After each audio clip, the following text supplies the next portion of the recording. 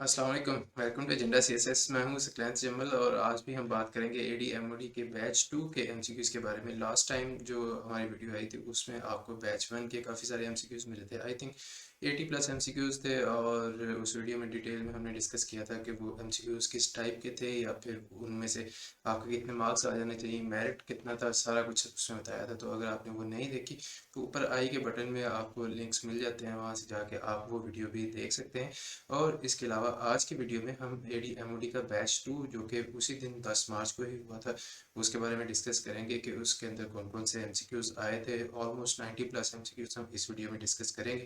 इसके अलावा जो आपको याद आते हैं एडी एमओडी के बैच 2 के एमसीक्यूज़ वो भी आप इसी वीडियो के नीचे कमेंट्स में बता सकते हैं। और मैं ट्राई कर रहा हूँ कि सब इंस्पेक्टर वाले एमसीक्यूज़ जो हैं वो भी कहीं से मिल जाए। अगर तो वो कंपाइल हो जाते हैं तो हम वो भी आपके लिए ले आएंगे। So stay tuned for more videos. Channel को सब्सक्राइब करना ना भूलिएगा। Let us get into the video and start learning. जी, we have AD MOD batch 2 MCQs. तो ये स्टार्ट यहाँ से होते हैं, जो कि मुझे मिले एमसीक्यूज वो इधर से स्टार्ट होते हैं। City famous for sports items. तो पाकिस्तान का स्पोर्ट्स आइटम्स के लिए सिटी जो मशहूर है वो है सियालकोट, जिसको इकबाल का शहर भी कहते हैं। और it is also famous for various other things. Shoaib Malik भी यहाँ से बिलोंग करता है। Country situated in the east of Pakistan. तो पाकिस्तान के ईस्ट में अगर आप देखें तो एक ही कंट्री है जो कि है इंडिया। पाकिस्तान को का आर्च राइवल माना जाता है इंडिया को। और पाकिस्तान और इंडिया की तीन चार जो हैं वो वॉर लाइक, दो वॉर्स भी हुई हैं और ओवरऑल चार वॉर लाइक सिचुएशंस भी हो चुकी हैं। क्लिफ्टन बीच इज सिचुएटेड इन डैश। तो क्लिफ्टन बीच कहाँ वाक़ है जी? वो है जी कराची में। नेक्स्ट वी है पाकिस्तान चाइना माउंटेन रेंज। तो ऐसी माउंटेन रेंज जो कि पाकिस्तान और चाइना को सेपरेट करती है या फिर दोनों के दरमियान है, दैट इज़ कराक्रम रेंज। ये सबसे ऊपर और हाईएस्ट माउंटेन्स इन पाकिस्तान जो है वो कराक्रम रेंज में लाई करते हैं। और पाकिस्तान अफ़गानिस्तान पास। तो पाकिस्तान और अफ़गानिस्तान के दरमियान में कौन कौन से पासिस हैं? नॉर्मल ये एरिया जो है हिली एरिया है, तो माउंटेन पासिस जो हैं कौन कौन से हैं? एक गोमल पास है और दूसरा खैबर पास है। अगर ये दोनों थे तो बोथ ऑफ दीज आना था। अगर इनमें से कोई एक दिया हुआ था तो आपने सिर्फ कोई एक सेलेक्ट करना था। Next we have SAARC headquarters. तो सार्क के हेडक्वार्टर्स जो हैं वो खटमंडू नेपाल के अंदर है। Kathmandu is a city of Nepal. Next going on, Pakistan Afghanistan mountain range. तो पाकिस्तान और अफगानिस्तान के दरमियान में इनमें से दी हुई माउंटेन रेंज में से कौन सी माउंटेन रेंज पाकिस्तान और अफगानिस्तान के दरमियान है? तो वहाँ पे दूसरे ऑप्शंस भी थे, but the correct answer was Spin Ghar. आपने कभी कभी अगर आप लाइक नॉर्थ की तरफ जाते हैं पेशावर वाली साइड पे या एबटाबाद वाली साइड पे, तो उधर आपको स्पिनगर शिनवारी रेस्टोरेंट भी मिलते हैं। ठीक है, तो उससे भी आप जहन में रख सकते हैं कि क्योंकि वो पश्तो या फिर पठान खाने ज़्यादा वहाँ पे आपको मिलते हैं। सो उस कल्चर के खाने आपको ज़्यादा मिलते हैं, तो उससे भी आप जहन में रख सकते हैं। पाकिस्तान और अफगानिस्तान में चूँकि पश्तून जो कम्युनिटी है वो कॉमन है। So Spin Ghar is the mountain range between Pakistan and Afghanistan. Entrepreneurship. तो ये मैंने वैसे एंटरप्रेन्योरशिप की डेफिनेशन लिखी है। एक्चुअली एंटरप्रेन्योरशिप के वहाँ पे स्पेलिंग पूछे गए थे, तो ENTRE आना था और PRENEUR शिप। ठीक है जी, एंड पे आपने कश्ती लगा देनी है SHIP के साथ। Next we have the children recited poem dash the honour of a guest. तो in the honour of a guest होता है, इसमें आपने करेक्ट प्रपोजिशन यूज़ करनी थी। यूएनओ का मोटो क्या है जी? मोटो के I think spelling double T होते हैं। यूएनओ का मोटो क्या है जी? यूएनओ का मोटो है इट इज़ योर वर्ल्ड, ये आपकी दुनिया है, बस इतना सा है। ठीक है। French beach is located in dash. तो फ्रेंच बीच कहाँ पे वाक़ है? फ्रेंच बीच भी कराची के अंदर ही लोकेटेड है। क्लिफ्टन बीच भी और फ्रेंच बीच भी। फिर है जी dividing data in 4 equal parts. तो अगर आप एक डाटा को 4 इक्वल पार्ट्स में डिवाइड करते हैं तो एक पार्ट को आप क्या कहते हैं? That is quartile. क्वार्टर से निकला है क्वार्टाइल। क्वार्टर होता है 1/4। तो quartile of a data, 4 quartiles को मिलाएंगे आपके पास पूरा वो डाटा दोबारा से बन जाएगा। CDA stands for. CDA का मतलब क्या है जी? CDA stands for capital development authority. Basically Islamabad के अंदर जो डेवलपमेंट अथॉरिटी है उसको हम CDA कहते हैं। SCO समिट 2023 उसका मोटो या थीम क्या था? तो SCO समिट 2023 का थीम था जी सिक्योर। ठीक है जी, सिर्फ एक वर्ड का सिक्योर। नेक्स्ट वी हैव इनमें से डिफरेंट जो है उसको पॉइंट आउट करें। Diving, driving, swimming, selling. तो इनमें से डिफरेंट जो है ऑब्वियसली ड्राइविंग है, बाकी तीनों चीज़ें हैं स्विमिंग, सेलिंग और डाइविंग वो पानी के साथ एसोसिएटेड है। तो ड्राइविंग जो है वो आप खुश्क रोड पे करते हैं।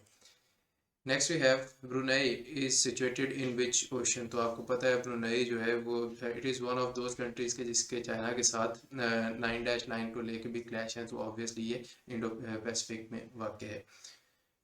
Last FIFA world cup women winner country, जो last time FIFA world cup हुआ है खवातीन का, उसकी विनर कंट्री का नाम क्या है जी? The correct answer is Spain.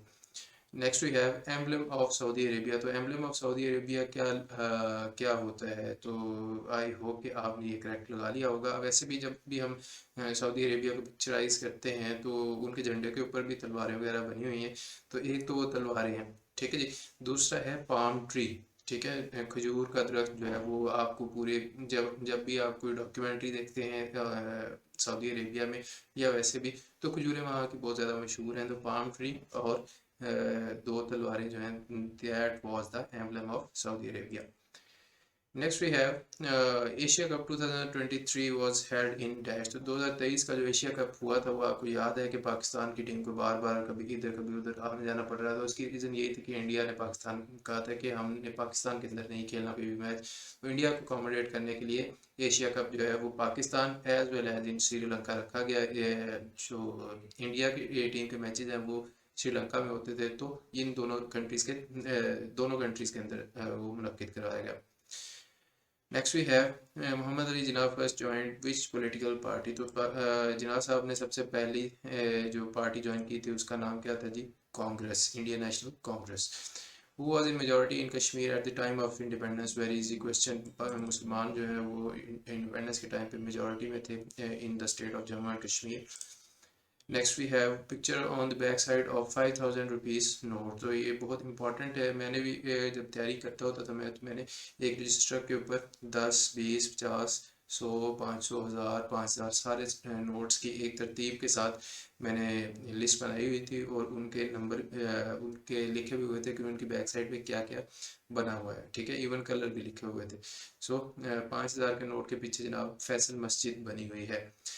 Next we have national flower of Pakistan. Pakistan का नेशनल फ्लावर कौन सा है जी? जैस्मीन, जिसको आप उर्दू में कहते हैं चंबेली। Seats for general elections for national assembly. अच्छा, जो फिक्स ओपन सीट्स थी जो बेसिकली उनकी बात हो रही थी यहाँ पे कि जनरल इलेक्शंस और ऑफ नेशनल असेंबली में जो सीट्स इस दफ़ा थी टोटल वो कितनी थी ओपन की, जिनमें आप कॉन्टेस्ट कर सकते हैं एज अ पार्टी? वो थे 266। बाकी के ऊपर जो 70 सीट्स हैं they were actually of reserve seats, वो माइनॉरिटीज़ की भी और वुमेन की भी रिजर्व सीट्स होती हैं। तो वो हर पार्टी को अपनी जितनी प्रोपोर्शन में उन्होंने जनरल सीट्स हासिल की हैं उनको उस हिसाब से ही विमेन सीट्स और माइनॉरिटी सीट्स अलॉट या ग्रांट कर दी जाती हैं, provided that they gather something I think 5 या 10% ऑफ टोटल, मिनिमम 5 या 10% से ज़्यादा उनकी होनी चाहिए सीटें या फिर वोट्स, ठीक है जी। फिर है जी Anwarul Haq Kakar, interim prime minister as dash. कौन से इंटरिम प्राइम मिनिस्टर थे जनाब अनवारुल हक काकड़ साहब? का correct answer is 8th interim prime minister. फिर है जी ईसीजी डन फॉर। ईसीजी किस लिए की जाती है? ईसीजी जनाब हार्ट डिजीज़ को देखने के लिए की जाती है कि कहीं बंदे को कोई दिल का मसला तो नहीं है।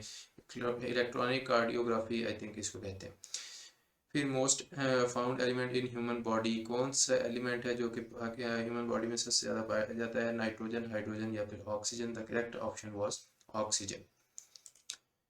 Next we have eyesight is increase by dash. तो कौन सी सब्जी या कौन सा फल है जिससे आई साइट इंक्रीज होती है? गिवन ऑप्शन में से करेक्ट ऑप्शन था जी कैरेट।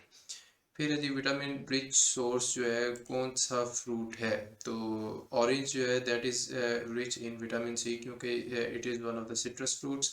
लेकिन इंटरेस्टिंग एक और चीज़ ये भी है कि ऑरेंज के अलावा अगर वहाँ पे दिया होता गुआवा यानी अमरूद, तो वो इससे भी ज़्यादा रिच होता है विटामिन सी में। Although it is not a citrus, लेकिन विटामिन सी के लिहाज से गुआवा में विटामिन सी ज़्यादा होता है as compare to orange. Next we have monsoon occurs due to dash. तो मॉनसून क्यों होती है या फिर किस तरह से होती है? Monsoon occurs due to the wind and movement of the earth. Next we have December 2023 speech about Nelson Mandela was delivered by Dash। तो 2023 में जो दिसंबर नेल्सन मंडेला के हवाले से स्पीच डिलीवर की गई वो किसने डिलीवर की थी जी? वो पाकिस्तानी नोबेल लॉरिएट मलाला यूसुफजई ने की थी। बुक हायर देन होप, उसकी ऑथर का नाम क्या है जी? Basically higher than hope is also biography of Nelson Mandela और इसकी ऑथर का नाम है जी Fatima Mir. Next we have Hayat Saadi. इस बुक का ऑथर कौन है? हयात सादी बुक का ऑथर कौन है? Correct answer is Altaf Hussain Ali. जिस तरह से उन्होंने हयात जावेद भी लिखी थी सर सैयद अहमद खान की ज़िंदगी पे। फिर है जी पोएट ऑफ लाइंस। कोई भी बात कहनी हो हमेशा देर कर देता हूँ मैं, किसी रूठे को मनाना हो या हमेशा देर कर देता हूँ मैं, ये पूरी नज़्म है। तो ये किसकी है? मुनीर न्याजी साहब की है, one of the great poets और मेरे भी पसंदीदा शायरों में से एक है। ऊँट रे ऊँट तेरी कौन सी कल सीधी। तो ऊँट रे ऊँट तेरी कौन सी कल सीधी का मतलब उन्होंने पूछा हुआ था, वो उसका मतलब यही था कि नथिंग इज करेक्ट, या फिर ऐसा आदमी कि जिसका कोई भी काम अच्छा नहीं है, वो सारा जो भी करता है वो गलत ही करता है। फिर मेरा बेटा शेर के जैसा बहादुर है, बहादुर है व्हाट इज इन ग्रामर। तो यहाँ पे शेर किस तरह से इस्तेमाल हुआ है? बेसिकली यहाँ पे तशबीह दी गई है, क्योंकि शेर के जैसा जब आपने कह दिया तो वो तशबीह है। जब आप कहते हैं कि मेरा बेटा शेर है तो वो इस्तारा होता है। Pakistan flag designed by dash. Pakistan का जो नेशनल फ्लैग है it was designed by Amiruddin Kidwai. Plastic road in Punjab. पहला प्लास्टिक रोड जो कि पंजाब में था, पंजाब में इनॉग्रेट हुआ, वो कौन सा है? ये कहाँ पे वाक़ है जी? लाहौर में। Next we have chief justice of Pakistan कौन है? तो काजी फायज साहब, वेरी फेमस पर्सन, आप सब लोग जानते ही हैं, न्यूज़ एयरवेव्स पे आ रहे होते हैं हर दूसरे दिन। फिर है जी one unit each province. I think ये कौन सी पॉलिसी है? तो आई थिंक कि ये आपको शायद लिखने में गलती होगी या फिर आपने ठीक से पढ़ा नहीं। जो मेरी समझ में आता है वो वन चाइना पॉलिसी या प्रिंसिपल है, जो कि चाइना की है। ठीक है जी, वन चाइना प्रिंसिपल। फिर है जी camel use by Muhammad peace be upon him. तो आप सल्लल्लाहु अलैहि वसल्लम ने जो कैमल यूज़ किया था हिजरत के दौरान, उसका नाम क्या था? उसका नाम है जी किस्वा। फर्स्ट वुमेन हु एक्सेप्टेड इस्लाम। ख़वातीन में से सबसे पहले इस्लाम किसने कबूल किया जी? हज़रत खदीजा रज़ी अल्लाह ताला अन्हा। नेक्स्ट वी हैव ज़कात। मैंडेटरी ज़कात कब फ़र्ज़ की गई? 2 हिजरी को जनाब ज़कात फ़र्ज़ की गई। फिर सिल्वर रेशो फॉर ज़कात। ज़कात की चांदी के लिहाज से निसाब कितना है जी? 52.5 तोले सोना, 7.5 तोले सोना, 52.5 तोले चांदी और 5 ऊँट, 40 बकरियाँ, इस तरह करके। सो कैमल की ज़कात नीचे आ गई, मोर देन 5, 5 या उससे ज़्यादा हों तो उसके ऊपर भी ज़कात फ़र्ज होती है। Naval means dash. तो ये भी बड़ा एक आम और बड़ा फेमस एमसीक्यूज है। नवल मीन्स एंट। इसी तरह अनकबूत होता है, स्पाइडर को कहते हैं। 4-5 सूरतों के नाम है बेसिकली, जो आपके रिपीटेड एमसीक्यूज वाली फाइल्स में आपको मिल जाते हैं। इसलिए मैं आपको कहता हूँ कि जो गोल्डन नोट्स वाली फाइल है, आपको इस वीडियो के नीचे लिंक में मिल जाएगी, गूगल ड्राइव वाले लिंक में। वो बड़ी काम की फाइल है, क्योंकि उसमें बहुत सारे रिपीटेड एमसीक्यूज हैं और वो हर दूसरे टेस्ट में आ रहे होते हैं। ठीक है, तो अगर आप उधर से रिवीजन कर लेते हैं तो आपके लिए बहुत बेहतर होगा। इन विच सूरा इन सूरा इमरान विच गजवा इज मेंशन। तो सूरा आले इमरान में गजवा बदर का जिक्र है। Prophet peace be upon him took shelter in the cave of dash. तो आप सल्लल्लाहु अलैहि वसल्लम ने कौन सी केव में शेल्टर लिया या पनाह ली? दैट वाज इन सौर, या जिसको इंग्लिश में थॉर लिखते हैं। ठीक है जी, इंग्लिश में जो लिखते हैं अरेबिक का वर्ड, वो उसको थोड़ा सा इस तरह करके लिखते हैं, लाइक सानी को थानी लिखते हैं। ठीक है, सो सौर जो है हम पढ़ते हैं तो SOUR, या फिर थॉर, जो भी वहाँ पे लिखा हुआ था आपने करेक्ट आंसर लगाना था। Prophet peace be upon him and his companion Hazrat Abu Bakr radiallahu ta'ala anhu hid for 3 days from the Quraysh tribe to protect two men. Allah subhanahu wa ta'ala had a spider spin a web at the cave's entrance, preventing their enemies from seeing within and finding them. तो बाहर जाला बुन दिया मकड़ी ने और कोई भी देख नहीं सका कि अंदर कौन है या क्या है। Next we have green house gases. Green house gas basically कौन सी है, तो बेसिक ग्रीन हाउस गैस जो है दैट इज कार्बन डाइऑक्साइड, जिसकी बेस पे हम दूसरी जो हार्मफुल गैसेज हैं उनका ग्रीन हाउस पोटेंशियल या फिर ग्रीन हाउस इम्पैक्ट जो है वो मेजर करते हैं। ठीक है जी, लाइक कार्बन मोनोऑक्साइड है, फिर काफ़ी सारी और भी गैसेज हैं, उनका बहुत ज़्यादा ग्रीन हाउस इम्पैक्ट होता है। तो कार्बन डाइऑक्साइड जो है उसको हम एज अ डेटम या फिर रेफरेंस लेते हैं कि वन है उसका। Letter written by which country and call killing by Israel as genocide. तो किस कंट्री ने जनाब आईसीजे को लेटर लिखा था और कहा था जी कि इसराइल जो काम कर रहा है गजा में that is a genocide, heads off to South Africa. Mobile phones use dash. तो मोबाइल फ़ोन्स क्या चीज़ या कौन सी टेक्नोलॉजी यूज़ करते हैं, दैट इज़ रेडियो सिग्नल्स या फिर radio waves. University situated near बरी इमाम। तो कौन सी यूनिवर्सिटी है जो कि बरी इमाम के नज़दीक वाक़ है, तो अगर आपको पता है बरी इमाम कहाँ है, तो बरी इमाम इज़ इन इस्लामाबाद, और इस्लामाबाद में एक मशहूर यूनिवर्सिटी है कायद आज़म university. Pakistan who scaled highest Pakistani who scaled highest peak Mount Everest without the support of supplemental oxygen। तो नॉर्मली माउंटेन क्लाइंबर्स जो हैं वो सप्लीमेंटल ऑक्सीजन ले जाते हैं, क्योंकि जैसे जैसे आप हाइट पे जाते हैं तो ऑक्सीजन जो एटमॉस्फेरिक प्रेशर है वो कम होता है, जिसकी वजह से आपको इनहेलिंग में या फिर ब्रीदिंग में दुश्वारी पेश आती है।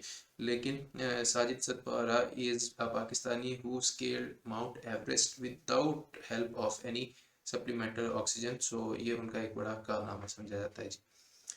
फिर है जी फर्स्ट उर्दू न्यूज़पेपर। सब कॉन्टिनेंट का जो पहला उर्दू न्यूज़पेपर है वो कौन सा था, जामे जहानुमा। हीमोग्लोबिन। हीमोग्लोबिन जो है उसमें आयरन आई थिंक पाया जाता है, या फिर टेस्ट ब्लड को टेस्ट करने के लिए भी किया जाता है। पता नहीं अब ये क्या क्या लिखा हो, मुझे जो आपने भेजा है मैंने उसकी बेस पे लगाया है, लेकिन बड़ा आसान सा था, वो बच्चे कह रहे थे कि हो गया था। आई थिंक आयरन के हवाले से था कि हीमोग्लोबिन में आयरन पाया जाता है। फिर है जी normal pulse rate in adult कितना होता है जी। नॉर्मल पल्स रेट जो है वो अडल्ट में 60 से 100 तक हो सकता है, लेकिन जो इससे भी ज़्यादा प्रिसाइज रेंज है वो 72 से 80 तक होती है जी। फिर फिफ्थ पिलर ऑफ इस्लाम कौन सा है जी। हज जो पिलग्रिमेज टू मक्का है वो होता है जी पांचवा पिलर, पांचवा स्तून है इस्लाम का। फिर नेक्स्ट वी हैव हज़रत याकूब मेट हज़रत यूसुफ मेट हज़रत याकूब अलैहिस्सलाम आफ्टर डैश। तो हज़रत यूसुफ अलैहिस्सलाम हज़रत याकूब से कितने साल बाद मिले, करेक्ट आंसर इज 40 ईयर्स। फिर है जी खतीबुल अंबिया किसका लक़ब है, किस टाइटल ऑफ खतीबुल अंबिया is the title of which prophet, Hazrat Shuaib अलैहिस्सलाम। Next we have BMI. BMI stands for what, body mass index होता है जनाब। फिर है जी पीटीए। पीटीए से क्या मुराद है, PTA stands for Pakistan telecommunication authority. फिर है जी inner diameter is measured by dash. अच्छा ये बड़ी मज़े की चीज़ है, इसका आंसर काफ़ी लोगों ने इनकरेक्ट लगाया हुआ था। जब मुझे भी ये एमसीक्यूज मिले थे तो उसमें भी स्क्रू गेज लिखा हुआ था। देखिए स्क्रू गेज वो है जो कि एक लाइक लंबा रॉड्स है, उसके आगे डी शेप बनी हुई है, और एक साइड से आप स्क्रू अप या डाउन करते हैं तो उसका रॉड जो है वो आगे को होता है। ठीक है, तो इससे आप किसी भी चीज़ का, चाहे वो सफ़ेयर है चाहे वो डिस्क है, किसी भी चीज़ का आउटर डाया तो मेजर कर सकते हैं, लेकिन इनर डाया नहीं मेजर कर सकते। ठीक है, इनर डाया के लिए आपको इनर जॉर्ज चाहिए, जो कि आपको मिलते हैं वर्नियर कैलिपर में, जो कि होता है एक लाइक बंदूक टाइप की शक्ल का होता है। हम लोग जब मैट्रिक एफएससी में होते थे तो हम वर्नियर कैलिपर के साथ इसी तरह खेल रहे होते थे, क्योंकि उसके दो जॉज होते हैं, तो वो नीचे से दोनों जॉज दूसरा जॉब पकड़े थोड़ा सा आगे ले तो वो ऐसे ही जैसे एक गन की शक्ल बन जाती है। सही। तो एक तो उसके जो नीचे जॉज होते हैं वो आउटर जॉज होते हैं, वो आउटर डाया मेजर करने के लिए होते हैं, लेकिन उन्हीं के ऊपर वाली साइड पे इनर जॉज भी होते हैं, जिनको आप अंदर से खोलते हैं तो वो इनर डाया भी किसी चीज़ का मेजर कर सकते हैं। ठीक है जी, तो इनर डाया जो है वो मेजर करने के लिए आपके पास वर्नियर कैलिपर होता है। ये अपना कॉन्सेप्ट ठीक रखिएगा। फिर है जी सेकंड फीमेल जज ऑफ सुप्रीम कोर्ट इन पाकिस्तान। पाकिस्तान में दूसरी फीमेल जज जो कि सुप्रीम कोर्ट की जज बनी है, उनका नाम क्या है जी, जस्टिस मुसर्रत हिलाली। इससे पहले जस्टिस आयशा मलिक जो है I think she was the first female जज of Pakistan supreme court. Next we have आमुल हुज्न। गम का साल या ईयर ऑफ ग्रीफ कौन से साल को कहा जाता है, 10th ऑफ नबवी, 10th नबूवत को गम का साल कहा जाता है।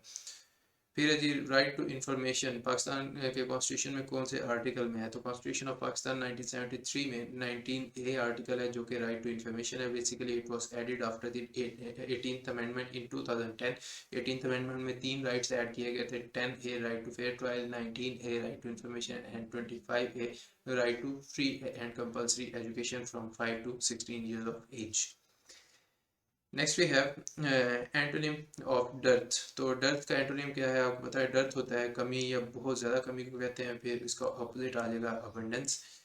फिर है जी A is mother of B, B is sister of C. अब ए जो है वो बी की मदर है और बी की सिस्टर सी है, ठीक है। ये मैं लेवल बना रहा हूँ, जिस तरह मैंने आपको याद है मैथ्स की प्लेलिस्ट में भी आपको मैंने कहा था कि मैं ट्री बना लेता हूँ या फिर लेवल्स बना लेता हूँ कि एक ऊपर नीचे फिर नीचे, तो मुझे पता चल जाता है कि कौन से लेवल का किसके साथ मैंने रिश्ता देखना है। So A is mother of B, B is sister of C and D is son of C. तो इससे भी नीचे डी आएगा। तो डी और ए में दो जंप है, एक और दो, तो डी की वो ग्रैंड मदर बनती है ए, ठीक है जी। Correct answer was grandmother या ग्रैंड फादर जो भी लिखा होता है, सॉरी ए इज मदर है तो वो फीमेल है तो जाहिर है वो ग्रैंड मदर होगी।